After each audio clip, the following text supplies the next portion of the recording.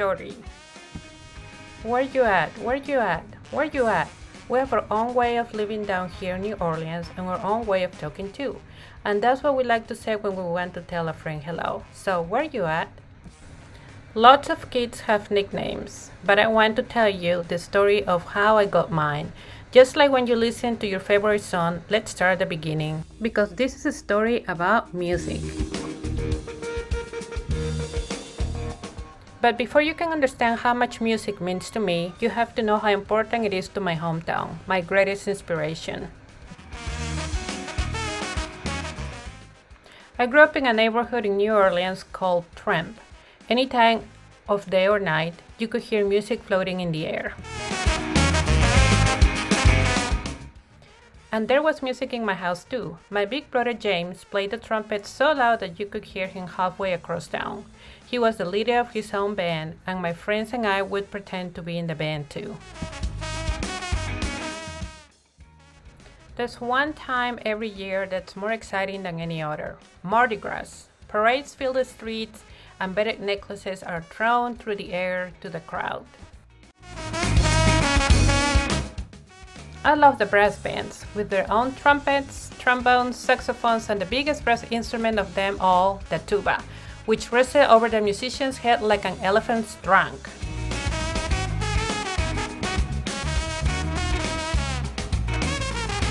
Where you at? Where you at? The musicians would call.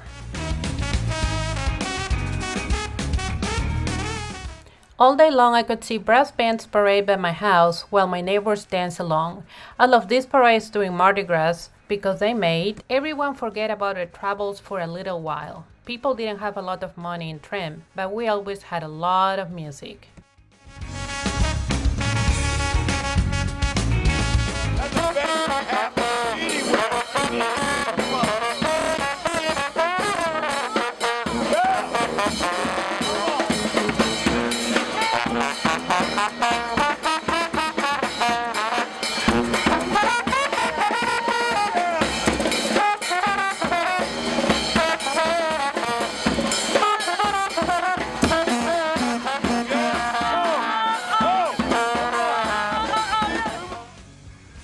I listen to all these sounds and mix them together, just like how we make our food. We take one big pot and throw in sausage, crab, shrimp, chicken, vegetables, rice, whatever's in the kitchen, and stir it all together and let it cool. When it's done, it's the most delicious that you have ever tried. We call it gumbo, and that's what I wanted my music to sound like. Different styles combined to create my own musical gumbo.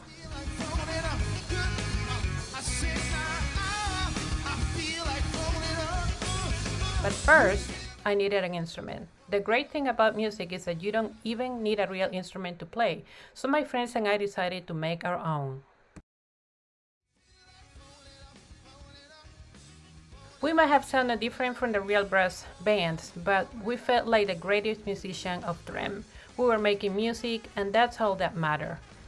Then one day I found a broken trombone that looked too beaten up to make music anymore. It didn't sound perfect, but finally, with a real instrument in my hand, I was ready to play.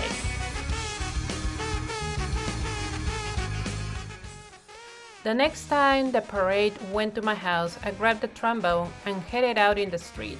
My brother James noticed me playing along and smiled proudly. "Trombone Shorty!" He called out because the instrument was twice my size. "Where you at?"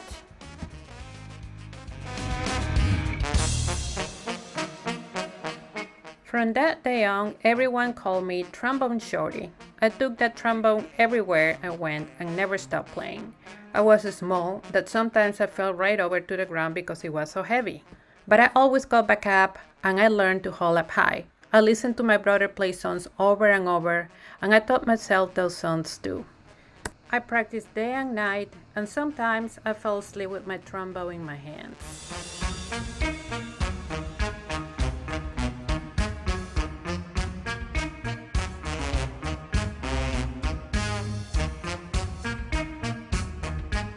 One day my mom surprised me with tickets to the New Orleans Jazz and Heritage Festival, the best and biggest music festival in town. We went to see Bo Diddley, who my mom said was one of the most important musicians of all time. As I watched him on stage, I raised my trombone to my lips and I started to play along. He stopped his band in the middle of the song and asked the crowd, "Who's that playing out there?" Everyone started pointing, but Bob Diddley couldn't see me because I was the smallest one in the place. So my man held me up in the air and said, "That's my boy, Trombone Shorty."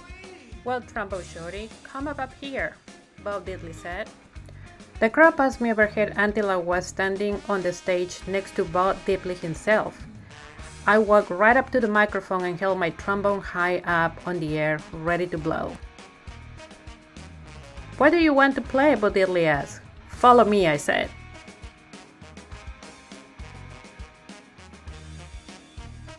After I played with Bob Diddley, I knew I was ready to have my own band. I got my friends together and we called ourselves the 5 o'clock band because that was the time we went out to play each day after finishing our homework.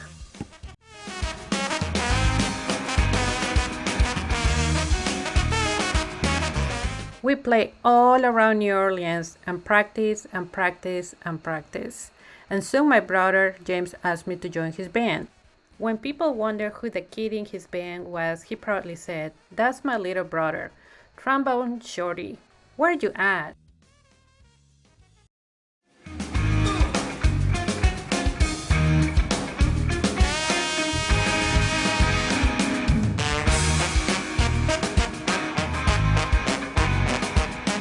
And now I have my own band called Trombone Shorty and Orleans Avenue, named after a street in Trem. I've played all around the world, but I always come back to New Orleans, and when I'm home, I make sure to keep my eyes on the younger musicians in town and help them out just like my brother did for me.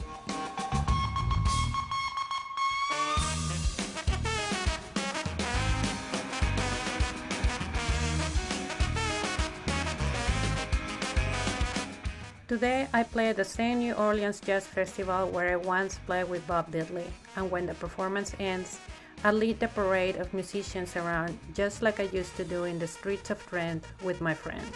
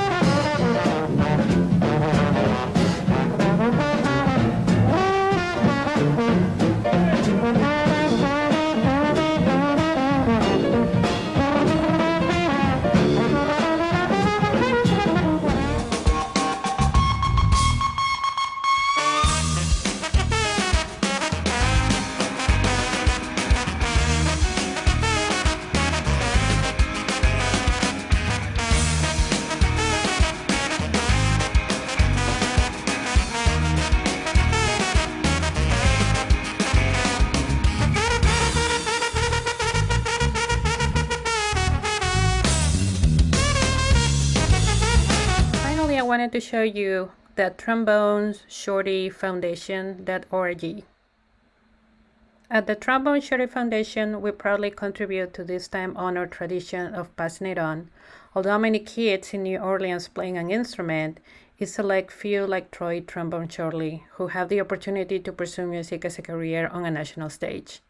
We offer students both a roadmap and focus to allow them to pursue their passion. Our goal is to nurture their talent in a way that opens up the possibility and also provide a platform for advancement. Hey, it's Trombone Shorty wishing you the very best from everyone here at the Shorty Foundation here in New Orleans. I just want to say I'm extremely proud of the Academy students and teachers for their hard work during this challenging time. I want y'all to check out a song the kids learned earlier this year in Cuba. Here they are, playing it virtually, keeping the music alive the best way we know how during this time. 1, 2, 3, and...